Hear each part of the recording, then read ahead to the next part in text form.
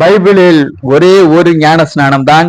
எபேசியர் 4:5 படியாக ஒரே கர்த்தர், ஒரே விசுவாசம், ஒரே ஞான ஸ்நானம். அந்த புறஜாதியாருக்கும் யூதருக்கும் 2 பேருக்கும் வேறு கிடையாது. 2 பேருக்கும் ஒரே ஒரு ஞான ஸ்நானம் தான்.